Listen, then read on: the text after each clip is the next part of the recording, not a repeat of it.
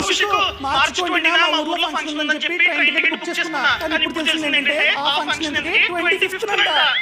ఇప్పుడు ఆ train ticket ని క్యాన్సిల్ చేసి మళ్ళీ 25th కి కొత్త ట్రైన్ టికెట్ ని బుక్ చేసుకోవాలి. క్యాన్సిల్ చేస్తే క్యాన్సిలేషన్ చార్జెస్ పడతాయి. దీన్ని తప్పించుకోవడానికి ఏమైనా ఆప్షన్ ఉందా? అరే నీకు కొత్త రైల్వే రూల్స్ తెలియదనుకుంటా. జనవరి 1 తర్వాత నుండి మన జర్నీ పోస్ట్ పోన్ అయిందనుకో పాత టికెట్ ని క్యాన్సిల్ చేసుకోవాల్సిన అవసరం లేకుండా అదే టికెట్ ని కొత్త డేట్ కి రీషెడ్యూల్ చేసుకోవచ్చు. ఫర్ ఎగ్జాంపుల్ నీ జర్నీ 5 డేస్ పోస్ట్ పోన్ అయింది. సో జనవరి 1 తర్వాత ఏ యాప్ నుండి అయితే ఆ టికెట్ ని బుక్ చేసావో అదే యాప్ ఓపెన్ చేసి నీ టికెట్ మీద క్లిక్ చేస్తే అక్కడ కొత్త ఆప్షన్ కనిపిస్తుంది. ఏమని రీషెడ్యూల్ అని చెప్పి రీషెడ్యూల్ మీద క్లిక్ చేసి నీ కొత్త డేట్ ని చూస్ చేసుకో. సో నీ కేసులో చూసుకున్నట్లయితే 25th కొత్త డేట్.